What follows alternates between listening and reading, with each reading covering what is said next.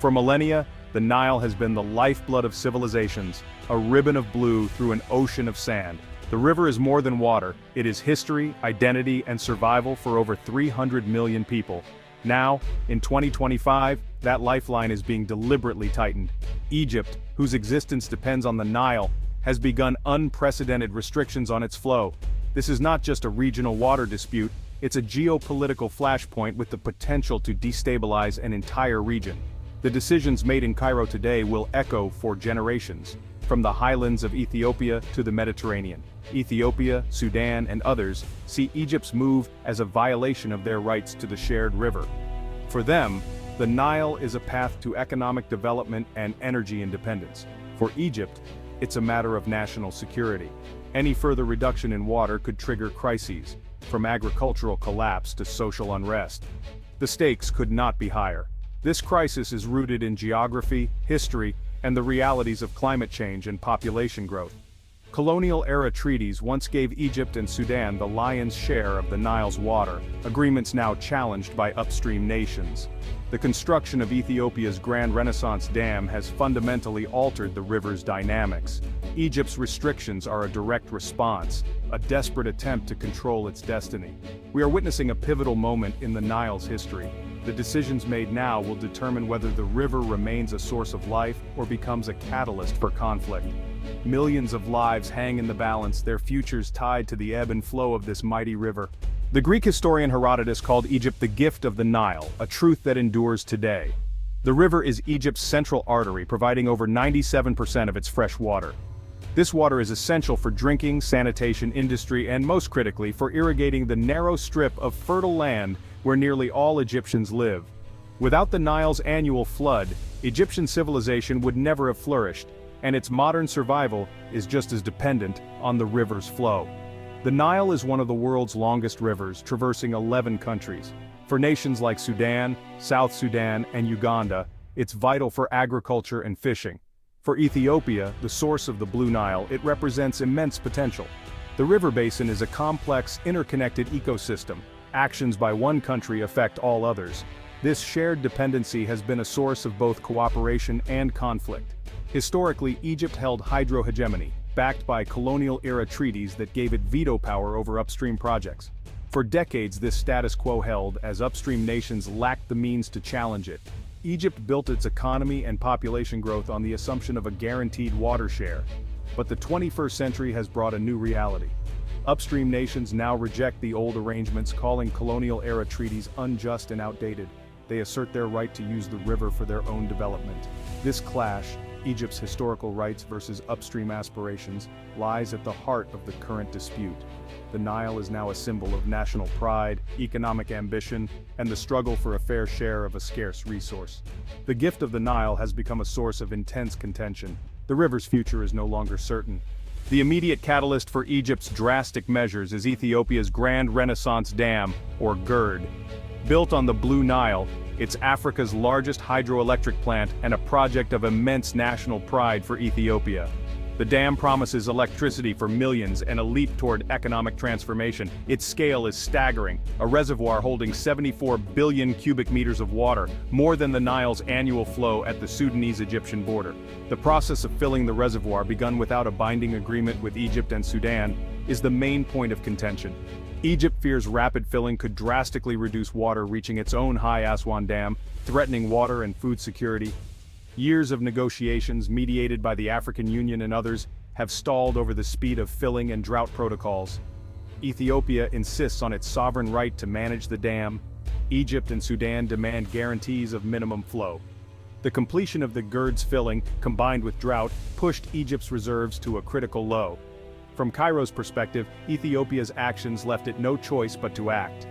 The GERD is not just a dam, it's a symbol of shifting power in the Nile Basin. Egypt's restrictions are a direct response to this new reality. The region stands on a knife's edge. Egypt's decision to restrict the Nile's flow was a calculated response to an existential threat. The country is already well below the UN's threshold for water poverty, and the situation is worsening.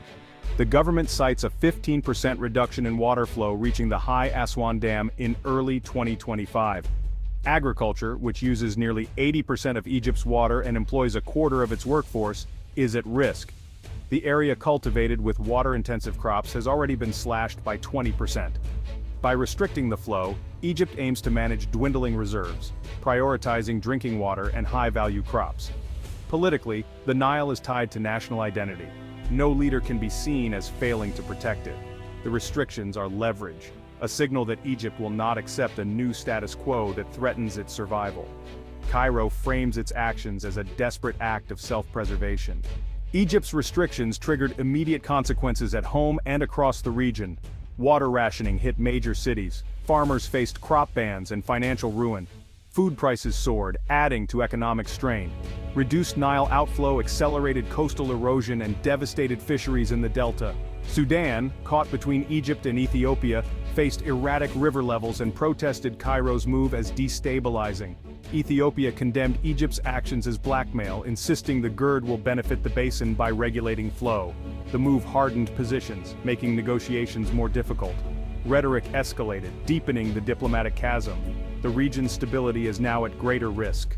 The long-term consequences of this new era of Nile management are deeply concerning. Egypt faces a future of managed scarcity, forced to restructure its economy and become more dependent on food imports. The precedent of unilateral restrictions could trigger a race to the bottom, with each country maximizing its own use at the expense of others. The risk of water wars is no longer theoretical. Climate change will bring more extreme droughts and floods, making rigid national restrictions unworkable. Only basin-wide cooperation can adapt to these challenges, but that path seems remote. The human cost could be immense: mass displacement and a refugee crisis on an unprecedented scale. The Nile's future is about more than treaties, it's about the survival of millions. The stakes have never been higher. The international community has responded with alarm and calls for de-escalation. The UN urges negotiations under the African Union, emphasizing equitable use of trans-boundary waters. The Security Council held an emergency session, but divisions remain. The African Union's credibility is on the line as it struggles to mediate between Egypt and Ethiopia. Major powers like the US, China, and Russia tread carefully, balancing interests and offering mediation. Financial institutions warn that the dispute threatens economic stability and deters investment. Technical and financial assistance is on offer, but only cooperation can unlock the Nile's full potential. The world is watching, hoping for a breakthrough.